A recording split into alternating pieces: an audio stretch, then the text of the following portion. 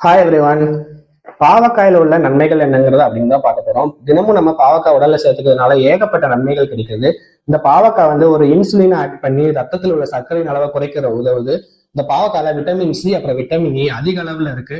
உங்களுக்கே தெரியும், vitamin C vitamin E வந்து தோலுக்கும் முடிக்கும் ரொம்ப ஹெல்ப்ஃபுல்லா இருக்கும். முடி வளர்ச்சிக்கும் தோல்ல உள்ள நோய்களுக்கும் இந்த பாவக்காய் சாறு ரொம்ப உதவியா இருக்கும்.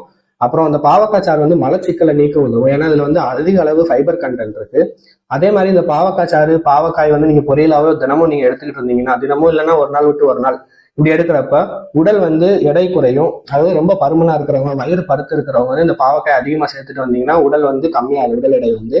ஏன்னா இதுல அதிக அளவு ஃபைபர் கண்டென்ட் இருக்கு. அப்புறம் கல்லீரலுக்கு வந்து ரொம்ப நன்மை அளிக்கும் இந்த பாவக்காய். சில பேருக்கு கல்லீரல் வீக்கம் இருக்கும், அந்த மாதிரி உள்ளவங்க வந்து பாவக்காய் எடுத்துட்டீங்கன்னா ரொம்ப நல்லது, கல்லீரல் வீக்கம் குறையும்.